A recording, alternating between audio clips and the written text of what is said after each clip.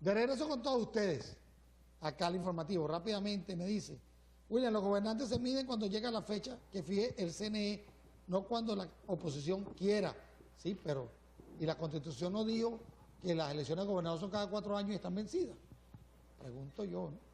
La elección a gobernador no está vencida.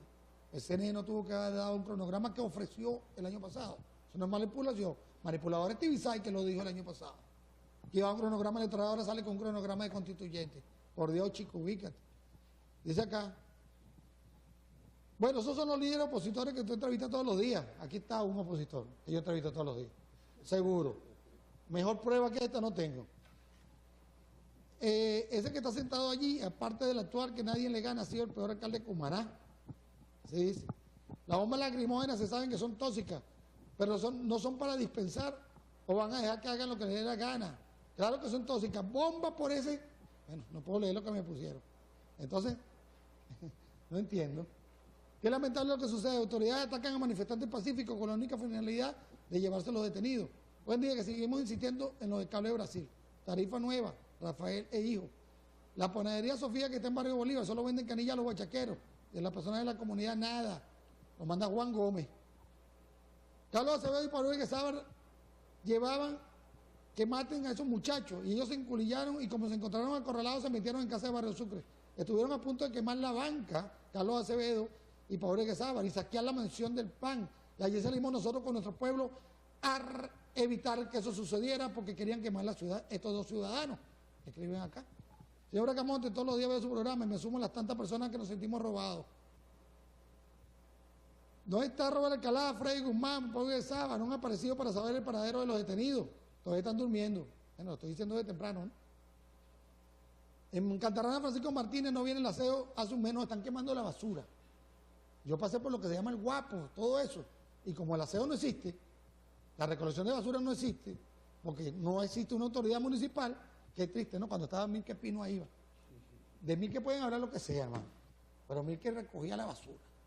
Yo llegaba ahí y Milke tenía una cartelera inmensa, con todos los sectores de todos los días donde tenían que hacer chequeo de canales, limpieza de canales, recolección de basura, turnos rotativos de madrugada, tarde y noche.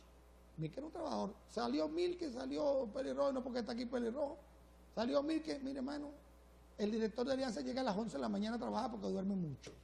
¿Ah? No van a estar quemando basura, la están quemando ahorita en el Guapo, vayan y vean. No les estoy mintiendo. Así que aquí no, aquí no. Uno de los que dirige los colectivos malandros es el que llaman Guarale Bebedero. Tiene microbús y trabaja con la gobernación. Gente maestra, dicen acá.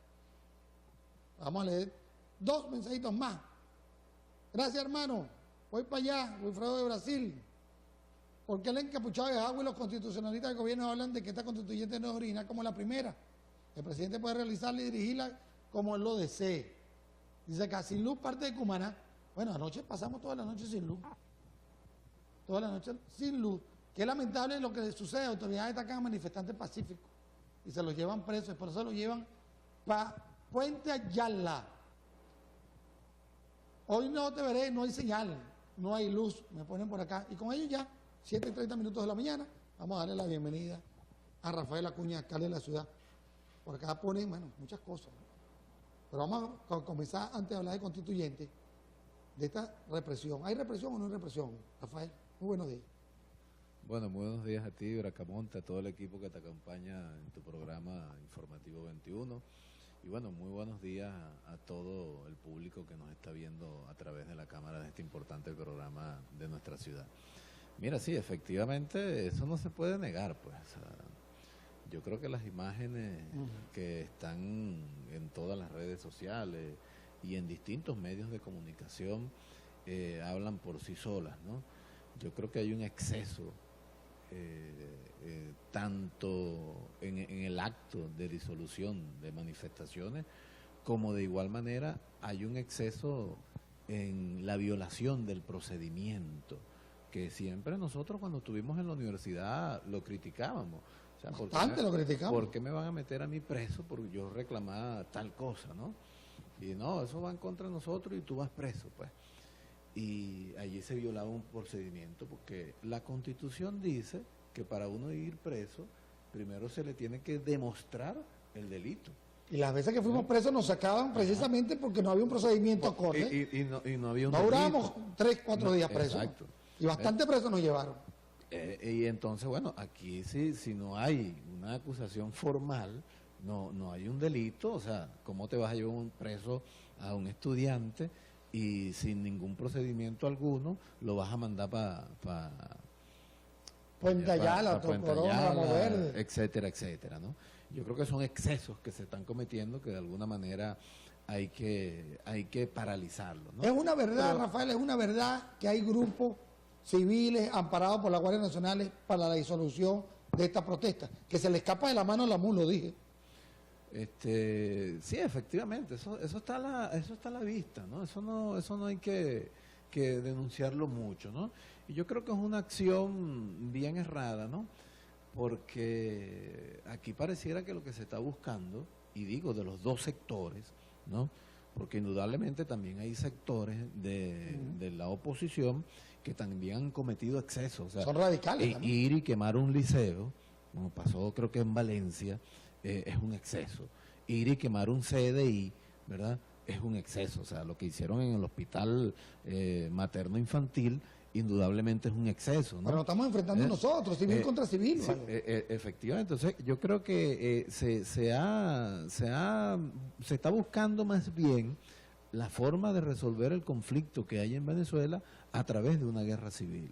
Entonces, tú sabes que en teoría política se dice que la guerra es la continuación de la política por otros medios. O sea, en primera instancia había un enfrentamiento, digamos, de discurso, de debate, de posiciones que tenía el presidente Hugo Chávez Frías. Y que se dirimía en un proceso electoral. Que era lo que hacía precisamente Hugo Chávez. Pero cuando las posiciones de alguna manera llegan a un momento que se hacen prácticamente irreconciliables, entonces alguno de los dos bandos, o los dos bandos, tienen dos opciones. O van al diálogo y se plantean un proceso de tregua, de paz, como se le quiera llamar, o van a la guerra, ¿no? Y ya el diálogo fracasó. El diálogo fracasó porque los dos sectores trataron de imponerse uno sobre el otro, ¿verdad? No hacer un pacto. Y cuando se va a un diálogo, precisamente no se va a imponer, se va a buscar la forma de conciliar en este sentido, ¿no? Entonces yo creo que es muy importante que nosotros abandonemos el discurso de la violencia, y no lo digo de la MUC o del PSUV, ¿no? Yo creo en el poder de los ciudadanos y en el poder del pueblo.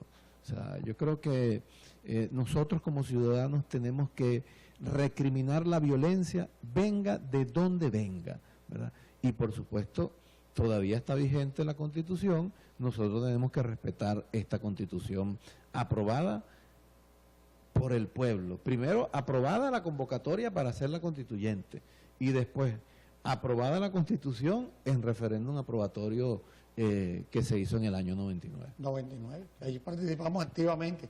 Ahora, lo que se pregunta todo el mundo, ¿la constituyente vendrá a resolver los problemas de este contexto social, económico y político venezolano?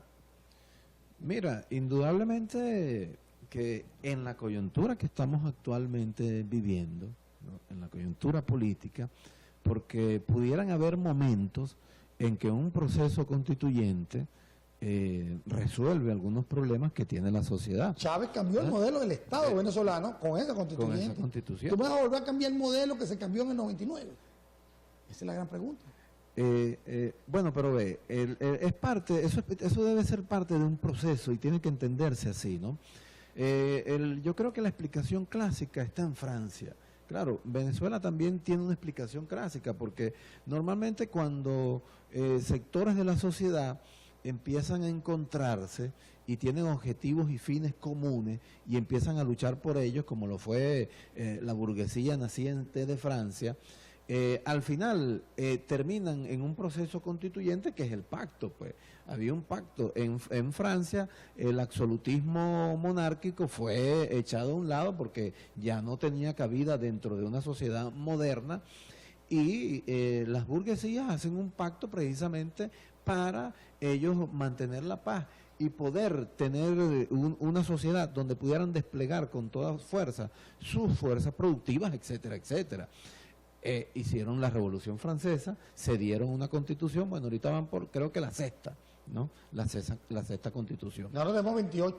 Ajá, más o menos, sí. 28 constituciones. Entonces, presidente que ha llegado, presidente que ha hecho que quiere cambiar la constitución. Entonces yo creo que en Venezuela, precisamente, bueno, claro, aquí hubo un proceso político donde se pasó casi 150 años para darnos una constitución aprobada, digamos, más democráticamente o más democráticamente. Porque bueno, después de la guerra de independencia, nosotros sabemos que el proyecto Gran Colombiano se abandonó y lo que quedaron fueron caudillos mandando en Venezuela. Y esos caudillos de alguna forma tenían guerras entre ellos por posicionarse del poder. O sea, y repartirse la torta que era Venezuela. La torta que era Venezuela, pero era a través de la guerra. O sea, yo que era el caudillo del Oriente, me peleaba con el caudillo del Occidente y entonces el que ganaba la guerra era el que tomaba el poder del Estado y entonces sancionaba su ordenamiento jurídico. Es con Gómez cuando se crea el Estado Nacional y él hace una constitución y después la cambia varias veces para ajustarla a lo que su pensamiento iba evolucionando. O sea, no era ya una constitución para el pueblo, era una constitución de un dictador, ¿no? Entonces, fíjate tú, pero él más o menos le puso orden al Estado, ¿no? Porque creó un Estado, un ejército unificado, ya no eran los ejércitos de un caudillo, era el ejército de una nación, ya no era la hacienda que se administraba a través de los fondos, sino que había una hacienda pública nacional, y bueno, se dio ese proceso. Pero es en el año 61, cuando definitivamente las clases dominantes en Venezuela se ponen de acuerdo y sancionan una constitución, que es la constitución del año 61. Esa constitución... De la Cuarta República. De la Cuarta República.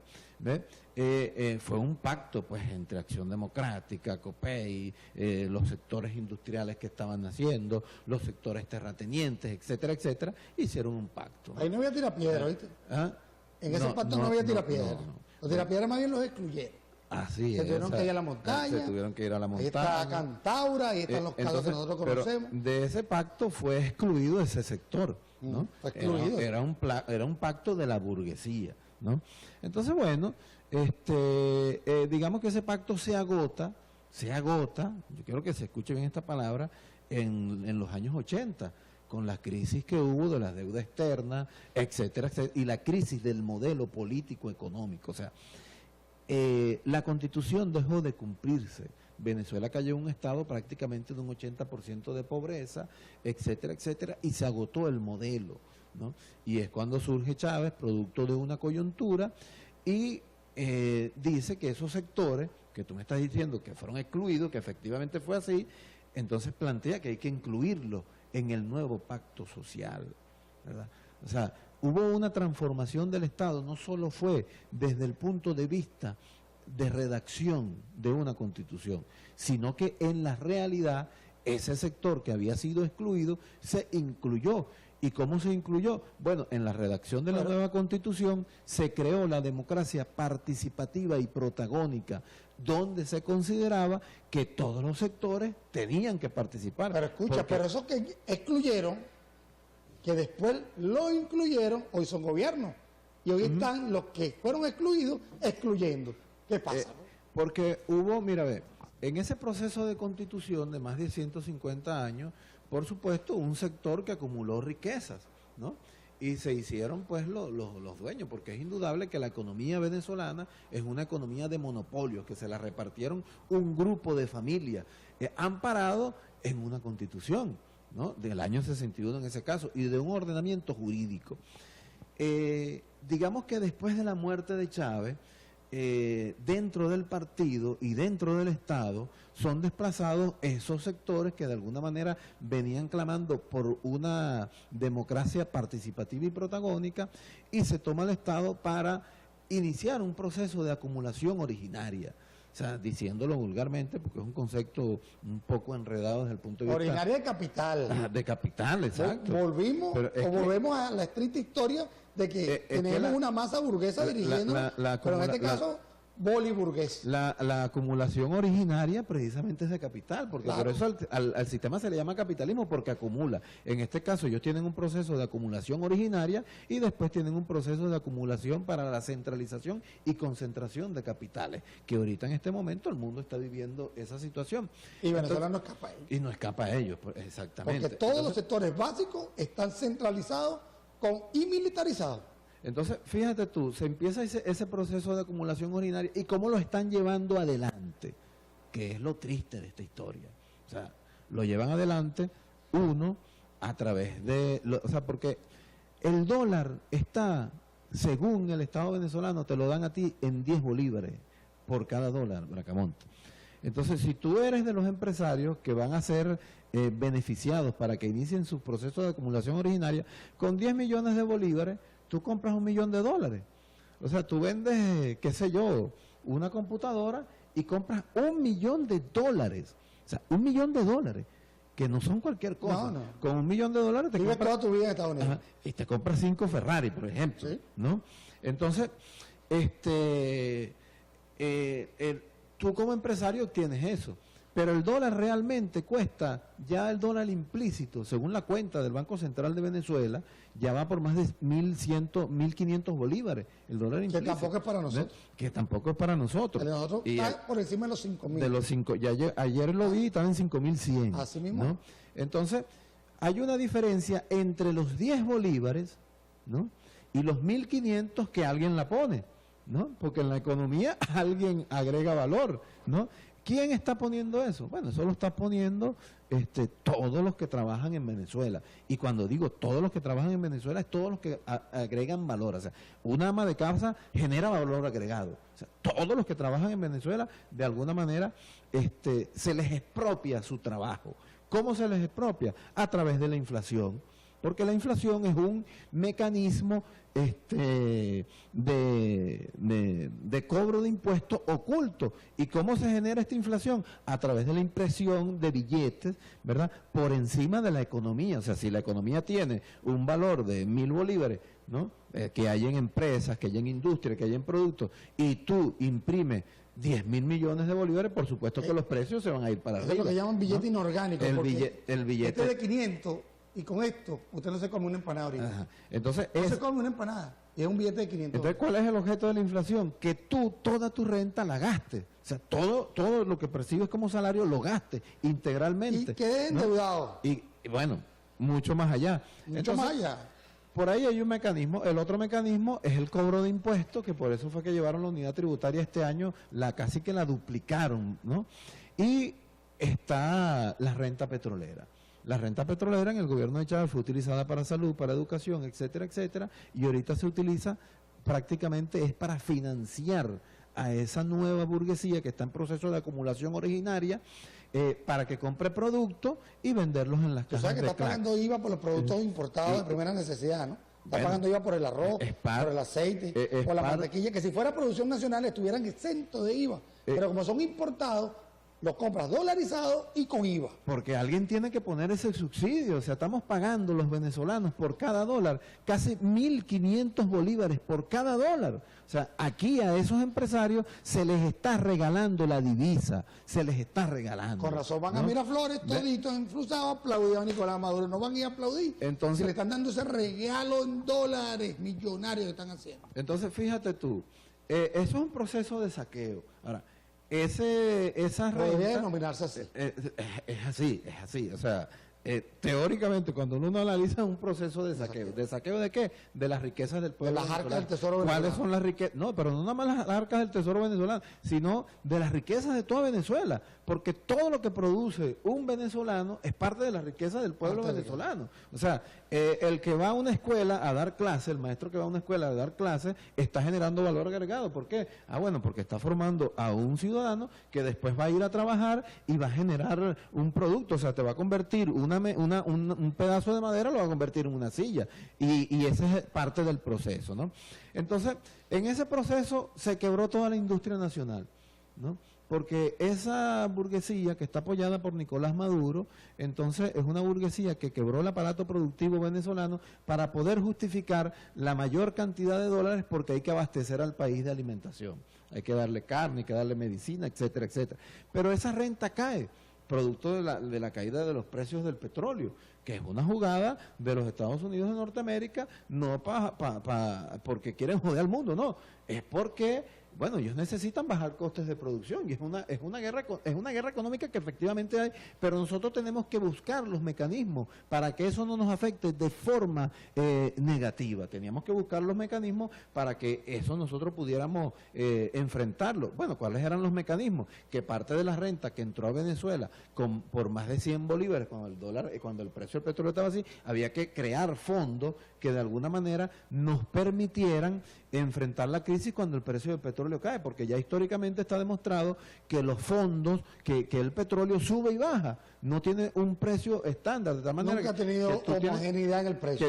Sí, ha sido variante de acuerdo a la demanda. Entonces, si tú eres trabajador y sabes que puedes perder tu empleo, ¿qué haces tú? Tú guardas una reserva para que cuando quedes desempleado, mientras consigues empleo, entonces tú con esa reserva apaleas la situación. Entonces, aquí no se hizo ningún tipo de ahorro, ningún tipo de reserva. Todo el dinero que entró se gastó, pero no se gastó en Venezuela, sino que se invirtió, pero el dinero fue a parar a los grandes mercados financieros internacionales. No están depositados aquí en Venezuela, están depositados afuera y están generando valor agregado en el gran mercado financiero internacional. Y también en el mercado productivo externo, porque cuando tú le compras azúcar a Brasil, aquel que está allá es que está generando un valor agregado. Es el que está generando el valor agregado. No es de la central de Cumanacó ni de la central de Rivero. Entonces, fíjate, necesitan, como el precio del petróleo cayó, necesitan más renta. ¿De dónde la sacan?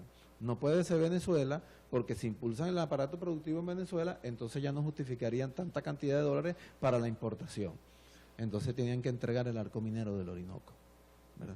Que no es tan solo una entrega que se está haciendo, ¿verdad?, de la soberanía nacional, sino que estamos dejando a los venezolanos sin futuro, porque estamos acabando con parte de una de las selvas más importantes de la humanidad, que es la selva amazónica, ¿no? Estamos acabando con uno de los acuíferos más grandes de la humanidad, como lo es el río Orinoco. Prácticamente después del río Amazonas y del río Nilo, viene el río Orinoco. Y estamos acabando con una de las plataformas continentales más importantes que tiene la humanidad, que queda frente al delta del Amacuro, que contiene la mayor biodiversidad de especies marinas de la humanidad. Y pusieron encargado de eso al yerno de Chávez. Entonces, fíjate tú, de la humanidad, no. Entonces, claro, con esa explotación minera que va a haber allí, eso píntenlo como lo pintan, no me vengan a decir y no le vayan a explicar a nadie eso, pero eso va a acabar con media Venezuela, porque el arco minero del Orinoco es media Venezuela. Ahora, entonces, Rafael, fíjate tú,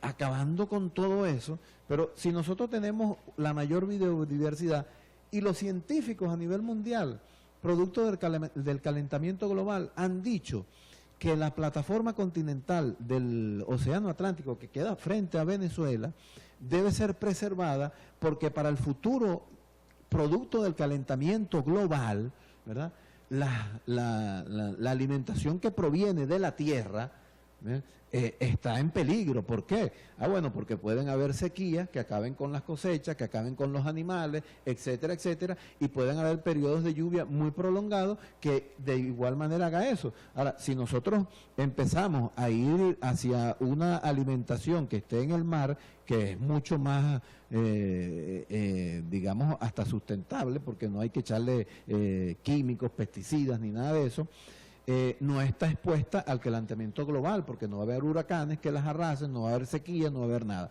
Entonces, fíjate tú, estamos hipotecando el futuro de nuestra nación con la entrega del arco minero del Orinoco. ¿Para qué? Para financiar el proceso de acumulación originaria que ha comenzado una burguesía, ¿en función de qué? En función de tener los recursos para desplazar a la antigua élite que se había posesionado del aparato productivo económico venezolano con la Constitución del año 61 Y bueno, y después de que Y después ganaron... el 99 también. Ajá, bueno, pero digamos que aquella burguesía que ahorita lideran Lorenzo Mendoza, ¿verdad? Entonces ahora trata de ser desplazada por la burguesía que lidera Nicolás Maduro. Entonces, el proceso revolucionario no era para que una nueva burguesía se empoderara Estamos en un estado burgués. y se constituya. Claro, o sea, Estamos en un estado burgués. estamos Porque hay dirigentes del PSV que yo le digo burgués y se molesta.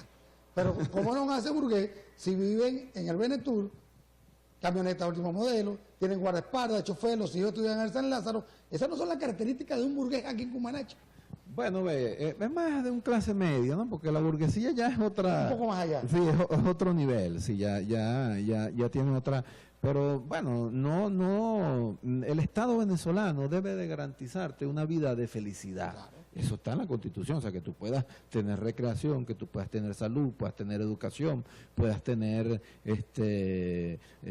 todo y de calidad, ¿no? El problema con el capitalismo del estilo neoliberal es que todo esto se privatiza, la recreación, todo. O sea, tú para poder hacer cualquier cosa tienes... Pero dentro de ese proceso de privatización hay un proceso de acumulación y de concentración de capitales que deja casi al 80% de las poblaciones sin nada. Y entonces empiezan los conflictos sociales. El mundo ahorita tiene prácticamente un 80% de pobreza. El mundo, ¿no? O sea, no estoy hablando la riqueza se concentra en el 1% de la población. En un 1% de la población. Bill Gates, el mexicano y tres más. Que son los dueños de las finanzas mundiales. Pero fíjate tú lo contradictorio del discurso del actual gobierno. Estamos en contra del imperio, pero yo deposito todos mis reales para que ese imperio se fortalezca a través del sistema financiero internacional que lo controlan ellos, ¿verdad? A través de 5 bancos, controlan todos los bancos centrales del mundo, y bueno, controlan muchas cosas, pues. Entonces, yo creo que más bien nosotros, o ese proceso de constitución que tenía el pueblo, ¿no? Porque había que hacer un proceso la constitución puede ser el fin del proceso de constitución de un sector de la sociedad como clase dominante, o puede ser el proceso continuación. o puede ser el proceso de inicio. ¿Por qué digo de ruptura? No, pero de inicio, porque fíjate tú, para los franceses fue el proceso de culminación, y en la Constitución del año 61 fue el proceso de culminación. Pero con la Constitución del año 99 es el proceso de inicio. ¿Por qué? Porque, por ejemplo, cuando tú planteas en el artículo 5 de la Constitución de la República, en el artículo 3 de la República Bolivariana de Venezuela, el Estado tiene como fines esenciales la defensa y el desarrollo de la persona y el respeto a su dignidad, el ejercicio democrático, etcétera, etcétera. Pero cuando tú hablas del respeto a la dignidad, ¿verdad? Tú no estás hablando que no es que vas a ser insultado, sino una vida digna. Estamos hablando de la vida digna, de lo que estamos hablando ahorita.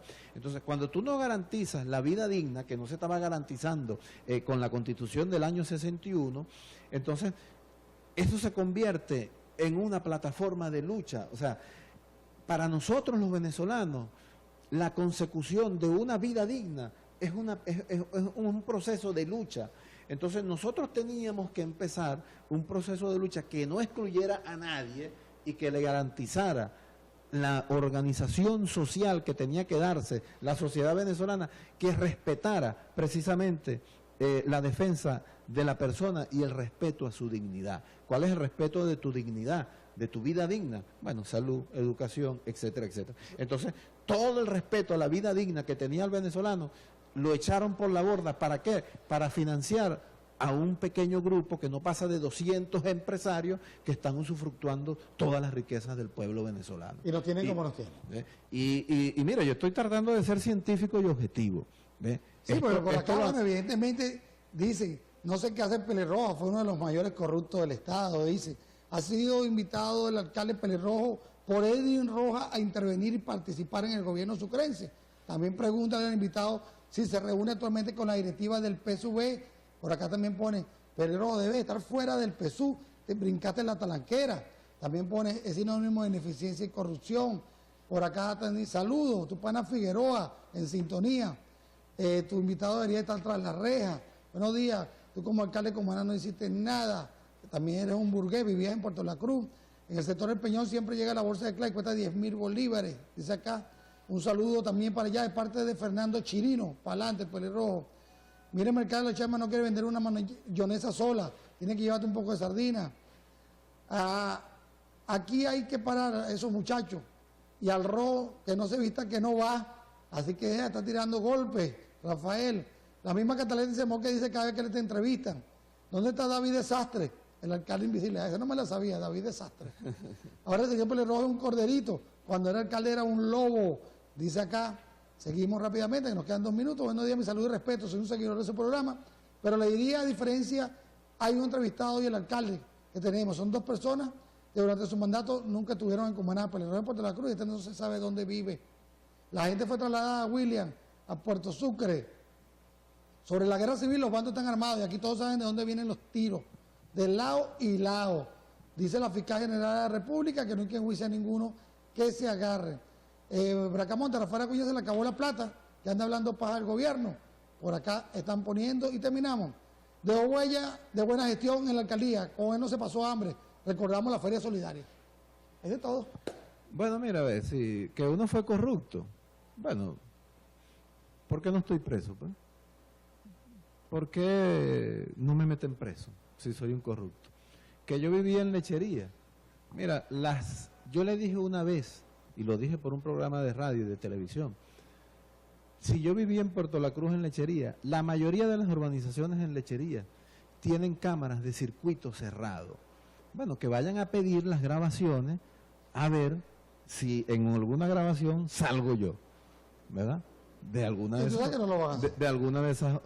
Entonces, el problema es que dentro, fíjate lo aburguesado que está la dirigencia, la alta dirigencia del PSUV, que eso se lo transmite aparte de eso. Eso es parte de la forma de hacer política en Norteamérica, ¿verdad? Que es inyectada aquí por reflejo. O sea, ¿cómo fue el debate entre Hillary Clinton y Donald Trump? Un debate de desprestigio. Sí. ¿Ve? Es la forma de cómo se hace política allá. Entonces esto como buenos alumnos del imperio hacen política también así. Es sencillamente desprestigiando. Pero cuando uno da el debate, porque que me venga a demostrar a mí aquí, ¿verdad? Que me vengan a demostrar a mí aquí, que se lo demuestran al pueblo venezolano, ¿verdad? Que lo que yo estoy diciendo es mentira, de que aquí se está financiando a 200 empresarios, a no más de 200 empresarios que están saqueando al pueblo venezolano, que endeudaron a Venezuela en 300.000 millones de dólares e hicieron que el aparato productivo cayera en más de 30%. Ni Libia, que está en guerra, ni Siria, etcétera, etcétera, cayó tanto el aparato productivo. ¿Y por qué cayó aquí? No me vayan a decir que es por los precios del petróleo, porque los precios del petróleo no es primera vez que caen. La guerra no es primera vez, porque o sea, en guerra es donde más produce. Pero cuando el precio del petróleo caía, lo más que el Producto Interno Bruto caía era a -5, y aquí cayó a -30. O sea, no hay justificación, no hay justificación. Entonces, yo creo que tenemos que empezar a dar un debate. Yo creo que nosotros como pueblo tenemos que abrir los ojos, ¿verdad?, de lo que realmente está pasando aquí. Porque el pueblo está pasando hambre, está pasando necesidades. No, que cuando tú también se pasaba, mira, podrán decir lo que puedan decir de uno, que uno fue mal alcalde, que uno fue esto, que fue aquello, pero los hechos, con palabras no taparán los hechos. O sea, uno hizo un puente, nosotros hicimos muchas cosas, ¿verdad? Pero es parte de la guerra sucia, yo la entiendo, ¿verdad? Yo me defenderé y lo sabré hacer. Que si se me acabó la plata o no, yo estoy defendiendo la dignidad de un pueblo que no se puede dejar saquear por un gobierno que definitivamente está utilizando el discurso revolucionario para manipular al pueblo venezolano y terminarlo de saquear. O sea, estamos defendiendo nuestra dignidad, que es vivir con salud, con educación, con alimentación, que es vivir con recreación y que el ser humano pueda realmente desplegar toda su capacidad humana para de alguna manera vivir dignamente. Se nos acabó el tiempo, Rafael, muchas cosas de qué hablar. Dos últimos mensajes. Buen día, aleluya. Por fin se pronuncia Rafael Acuña. Debe estar del lado de la gente del pueblo que sufre y fue robada por David Velázquez. Esto lo manda Eva González. De Araya también en sintonía. Saludos para el entrevistado, tengo un bonito recuerdo de él, me hizo justicia. Señora de la cédula catastral, por acá dice, se le informa a los trabajadores de la alcaldía pasar por nuestras instalaciones solicitando la constancia de trabajo. ¿Hay alcaldía? Ah, bueno. Bueno, saqueaste la alcaldía, muy buenos días, William, te escriben los jubilados de la policía, hermano, estamos muriendo poco a poco y no vemos el día. Ay, la policía. Y culmino con último mensaje de José Alfonso, dueño de Radio 2000. Temprano se cayeron las señales de 2000, 88 y 89.3, no se escuchaba particularmente. Espero que algún día José Alfonso me invite a sus programas. Y me pone, Willy, el Radio 2000 no se ha caído, ya está al aire. Si hay otro que está casi caído y no es por falta de electricidad. Siempre con su sarcasmo, José Alfonso. Bueno, yo me imagino a quién te refieres, que está casi caído y no es precisamente por electricidad. Gracias, Rafael. Muchos mensajes, te los pasaré para que los leas. Saludos a todos ustedes. Bueno, muchas gracias a ti, William, y a todo tu equipo por haberme invitado aquí a este importante programa. Gracias. Mañana vamos a estar con Juancito Rangel. Mañana vamos a cantarle a las mujeres, a las madres, a todas las madres. No hay madres rojas ni madres blancas, ni amarillas. Madre es madre. Madre así es, como la que sabe que su hijo sale en una moto a reprimir, en un carro, una tanqueta a reprimir, como madre también es la que está en la plaza ahorita con los hijos presos. Las dos tienen corazón. Madre es una sola. Nos vemos mañana y sigan en la programación de Telesol, la señal de Sur.